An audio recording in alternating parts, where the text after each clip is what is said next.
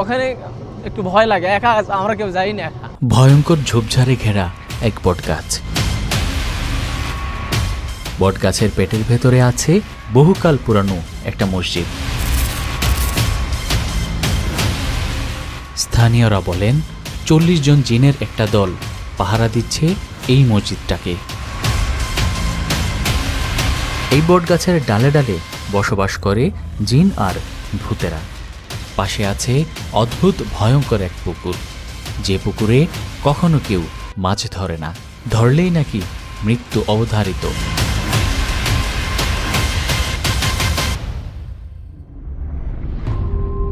ঐতিহাসিক নিদর্শনে ভরপুর বগুড়া জেলা, যেখানে মিলবে বিভিন্ন আমলের মসজিদ, মন্দির এবং নানা লোককাহিনী। তেমনই একটি মসজিদের সন্ধান মিলেছে বগুড়ার এই সিন্দুরাইল গ্রামে।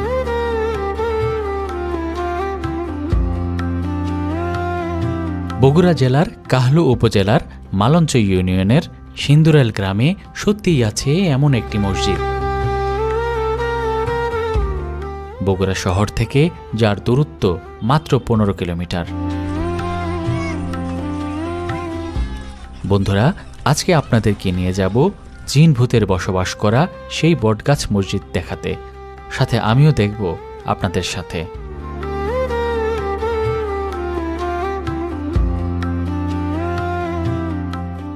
বগুড়া জেলার সাতমাথা থেকে কাহলুগামী একটি সিএনজিতে চড়ে রওনা দিলাম।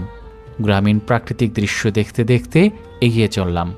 মালঞ্চা বাজারে নেমে একটা খোলা ভ্যানে করে রওনা দিলাম সিন্দুরাইল গ্রামের দিকে। বগুড়ার এই খোলা ভ্যানে চড়তে আমার খুব ভালো লাগে। গ্রামের এই পথ ধরে যাচ্ছি সেই পুরানো ঐতিহ্যবাহী মসজিদ দেখতে, যে মসজিদটা আজ থেকে বহু বছর পুরানো এবং এটা একটা বট গাছের ভিতরে, চতুর্দিকে বট গাছে ঘেরা এবং এই বট গাছের ভিতরে মসজিদ। তো আপনাদেরকে দেখাবো, চলুন আমার সাথে।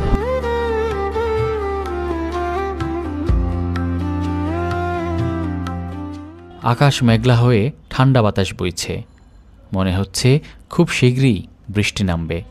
গ্রামের সুন্দর রাস্তা ধরে নির্মল বাতাস গায়ে মেখে এগিয়ে চললাম সেই গ্রামের দিকে, যেখানে বটগাছের ঘন পল্লবে জিনেদের বাসস্থান। রাস্তার দুই পাশে গাছের সারি আর শান্ত গ্রামীণ মাটি ও ঘাসের আমেজে মনটা উদাস বাউলের মতো বেকুল হয়ে উঠল। গ্রামীণ এই চোখ জোড়ানো দৃশ্য দেখতে দেখতে এসে পৌঁছে গেলাম সিন্দুরাইল গ্রামে।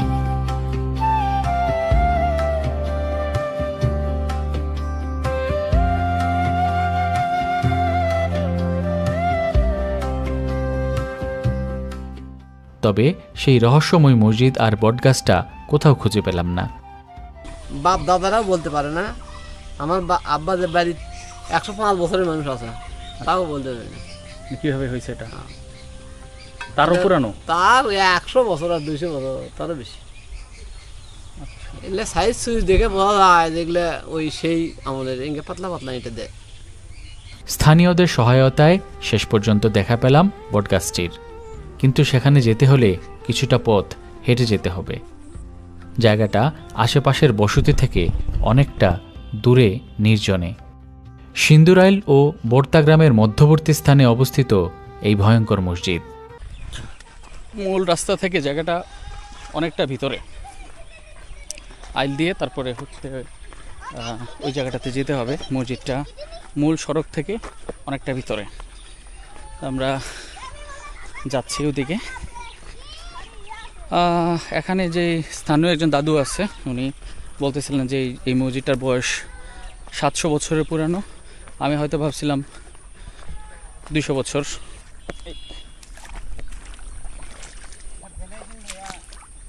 হ্যাঁ, পা তো পুরা ডেবা যায়,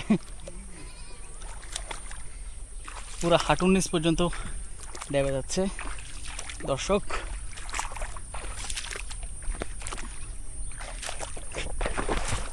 খুব যুদ্ধ করে যাচ্ছে জায়গাটাতে। কিছুক্ষণ মাটি পাড়াইতে হইলো, আইল ধরে যেতে হইলো, তারপর কিছুক্ষণ যে পানি পাড়াইতে হইলো। বন্ধুরা, আপনাদেরকে দেখানোর জন্য এত কষ্ট করে ওই জায়গায় যাচ্ছি। সেই মসজিদটা আপনাদেরকে দেখানোর জন্য চলুন, কাছাকাছি চলে আসছি। দেখি মেঠো পথ ধরে, ক্ষেতের আইল ধরে আমরা সেই মসজিদের দিকে যাচ্ছি। আমাকে এখানকার স্থানীয় একজন ছোট ভাই সে পথ দেখায় নিয়ে যাচ্ছে। এটা একেবারে গ্রাম, বগুড়া শহরের মালঞ্চা ইউনিয়নের সিন্দুরাইল গ্রাম। তবে এই মসজিদ কবে কিভাবে নির্মাণ হয়েছে তার কোনো সঠিক তথ্য পাওয়া যায়নি। এলাকাবাসীদের কেউ কেউ বলেন এই মসজিদ 700 বছরের পুরানো, কেউ বা আবার বলেন 1000 বছরের পুরানো। আমি আমার দাদার কাছে জিজ্ঞেস করছিলাম যে দাদা, এই মসজিদটা কত বছর আগের, বা তুমি কি দেখছো কেউ বানাচ্ছে? তো বলছে না, আমি এরকমই দেখছি, যেরকম তুমি দেখতেছো আমি এরকমই দেখছি। গ্রামবাসীদের কেউ বলে গোলাপদি নামে হয়তো এই গ্রামে কেউ একজন ছিল, সে এই মসজিদটি নির্মাণ করেছে, কারণ ওই যে ভয়ঙ্কর পুকুর তার নাম গোলাপদির পুকুর। তবে আমাদের পূর্বপুরুষ যারা তারা বলতে পারেনি আচ্ছা, যে কে করেছে, খালি নামটা পুকুরের নাম গোলাপদির পুকুর। গোলাপদির পুকুর। গোলাপদির পুকুর, যার জন্যে ওই লোকে সব বলে যে গোলাপদির এই লোকটা যাই করেছে তার নাম গোলাপদি ছিল। ধারণা করা হয় এই মসজিদটি নির্মাণ করা হয়েছিল মুঘল আমলে। এর নির্মাণ শৈলী অন্তত তাই নির্দেশ করে। বন্ধুরা, চলে আসলাম আলহামদুলিল্লাহ অনেক কষ্ট করে সেই বটগাছ মসজিদ, যেটা আজ থেকে প্রায় মতান্তরে 700 বছরের পুরানো। তো পরবর্তীতে এই জায়গাতে একটা মেহরাব করা হয়েছে, সম্ভবত এখানে ঈদের নামাজ হয়। তো এই সেই মসজিদ, এটা দেখেন একেবারে বট গাছের ভিতরে ঢুকে গেছে। সেই সময় হয়তো এখানে গড়ে উঠেছিল জনবসতি, ছিল কোলাহলে পূর্ণ লোকালয়। তারাই হয়তো এখানে মসজিদ নির্মাণ করে নামাজ আদায় করতেন। কোনো কারণে এখানকার মানুষ এই জায়গা ছেড়ে অন্য কোথাও চলে গেলে এই স্থানটি নির্জনতায় ঢেকে যায়। গ্রামের মানুষের কথা অনুযায়ী মন্দির মনে করে একসময় হিন্দুরা এই জায়গাতে মানত করতে আসতো। পরে বটগাছের আড়াল থেকে গম্বুজ বের হয়ে আসাতে এটাকে মসজিদ হিসেবে স্বীকৃতি দেয়। জন্ম থেকে বুদ্ধি হওয়ার থেকে তো আমরা ওখানে যাই, আমরা আবাদ করি, ওখানে থাকি। ও তখন থেকে ওখানে জাম গাছ ছিল, শয়ে শয়ে জাম গাছ ছিল, এত জাম গাছ ছিল। ওইলে খালি জামের গাছটা ভরায়, দেখলে জাম গাছ ভরা। তো সেগুলো তো এখন গাছ নাই, কাটিয়ে সব ধুয়ে করেছে, কাঁচলা টাচলা জমি করছে আবাদি। এখন তারপরে গ্রামের লোকজন সব ওটা আবার ঈদগাহ মাঠ করলো। ওটা সম্ভবত মসজিদ ছিল আগে, পাশে ইমামের আছে, বোঝা যাচ্ছে মেম্বার। হ্যাঁ, তাতে বোঝা যাচ্ছে এটা মসজিদ। কত বছর আগের হবে এটা? ওই তো মনে করেন 500-700 বছর। তখন মানুষ ছিল না, একটা মসজিদ করেছে 9 জন মানুষের ইয়ে। আচ্ছা আচ্ছা। 9 জন মানুষ ইয়ে করতে পারবি। তাহলে কত লোক ছিল? লোক ছিল না বেশি, সম্ভবত যে এগুলোতে যখন বসত ছিল তখন কাঠ যুগের এটা। তার কারণে এক পুকুরে তো পাওয়া যায়, পুকুরের ঘাট ছিল এই ধারে, ওখানেও পাওয়া যায় ঘাট ছিল। আচ্ছা, এই মসজিদের 3টা গম্বুজ আছে। এই যে মাঝখানে একটা গম্বুজ, এই পাশে একটা গম্বুজ, আর এই পাশে একটা গম্বুজ। তো গম্বুজের যেই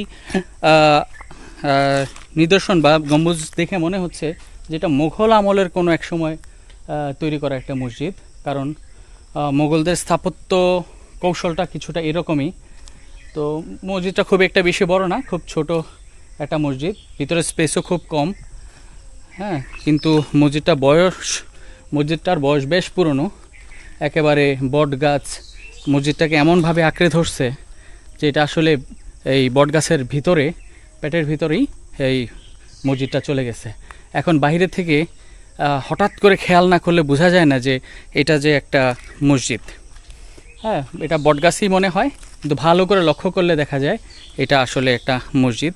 এই যে আমার পিছনে দেখতে পাচ্ছেন, বটগাছটা বেশ পুরনো এবং বেশ বড় সড়ো একটা বটগাছ। এই বটগাছেরও বেশ বয়স আছে, মনে হচ্ছে যে এটারও বয়স প্রায় 200-300 বছর তো হবেই। প্রাচীন এই মসজিদের ভিতরে আছে নানা নকশা, আছে 3টি গম্বুজ এবং একটি মেহরাব। মসজিদের দৈর্ঘ্য 25 ফুট এবং প্রস্থ 13 ফুট। আছে 3টি খিলান বা দরজা এবং 2 পাশের জানালা আকৃতির দরজা। মসজিদের ভিতরে এক কাতারে 10 থেকে 12 জন দাঁড়ানোর মতো জায়গা আছে। পরিত্যক্ত এই মসজিদের নির্মাণ সময় জানা না গেলেও এই মসজিদকে কেন্দ্র করে আছে নানা অলৌকিকতা, অনেক রহস্য আর অনেক প্রশ্ন। তবে এই মসজিদে কেউ নামাজ না পড়লেও এখানে প্রতি রাতে নাকি দেখা যায় অদৃশ্য জগতের অনেকেই নামাজ আদায় করেন। সাদা পাঞ্জাবি এবং পাগড়ি পরা লম্বা অবয়বের আনাগোনাও নাকি রাতে অনেক গ্রামবাসী দেখেছেন বলে জানিয়েছেন। বলা হয় 40 জন জিনের একটা দল পাহারা দিচ্ছে এই মসজিদটাকে। মসজিদটিকে আঁকড়ে থাকা এই বটগাছকে ঘিরে আছে নানা ধরনের রহস্যময় গল্প। স্থানীয়রা বলেন কেউ যদি এখানে ডালপালা ভাঙে, পাতা ছিঁড়ে তার জন্য ক্ষতি নেমে আসে। তাই গ্রামবাসীরা কেউ এখানে ডাল পাতা কোনো কিছুই ছিঁড়ে না, এমনকি কাছেও আসে না। পাশের পুকুর থেকে কেউ কোনো মাছ ধরতে পারে না। কোনো বেয়াদবি ধরনের আচরণ করলে তার মৃত্যু হয়। অনেকেই এখানে মাছ ধরতে এসে ভয় পেয়ে মৃত্যু হয়েছে, এমনকি তাদের অনেকের কবরও এই মসজিদের পেছনে আছে। আমি হুজুরকে নিয়ে এসে প্রথমে ওই আমাদের ওই মসজিদের ওখানে নিয়ে গেছিলাম, বটগাছের ওখানে। বললাম যে এই জায়গার থেকেই সমস্যা করছিল এই ছেলের দাদা। তখন বললো এই জায়গা থেকে যেহেতু সমস্যা করছে, তাহলে আমি গেলে জিনেরা তো আমাকে দেখতে পাবে। রাত্রে তখন আমি ডাকবো ওদেরকে, তখন আমি জিজ্ঞেস করবো আমাকে দেখছেন কিনা। তখন তারপরে রাত্রে জিজ্ঞেস করলো আমাকে কি দেখছেন, ওখানে গেছিলাম, বলে হ্যাঁ দেখছি, আমরা দেখছি। ওখানে একটু ভয় লাগে, একা আমরা কেউ যাই না একা, ওখানে নামাজ পড়ে ওরা থাকে। একটা কবরও দেখলাম ওখানে। হ্যাঁ কবরস্থান আছে, কবরস্থান ওখানে পেছনে নতুন কবর দিছে। আর কয়েকটা 2-3 বছর আগে আমার এক ভাই মারা গেছে, তাকে মাটি দিছে। আর যে ব্যক্তিকে ওই যে কোদালের ঘাড়ি দেয় ভাঙছে, মানে জিন মারা ফেলতেছে, ওই ব্যক্তিকে ওখানে মাটি দেওয়া আছে। হ্যাঁ ওখানে মাটি দেওয়া আছে, মানে ওদের ওখানে জায়গা আছে, জাগ মারা ফেলে দিছে জিনে।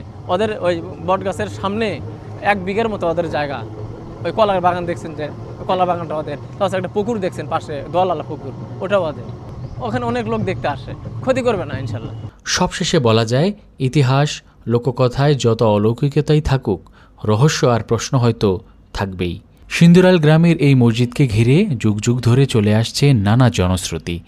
এই লোককথাগুলি শুনলে অনেকটা রূপকথার মতো মনে হলেও এর সাথে মিশে আছে স্থানীয়দের গভীর আস্থা ও বিশ্বাসের গল্প।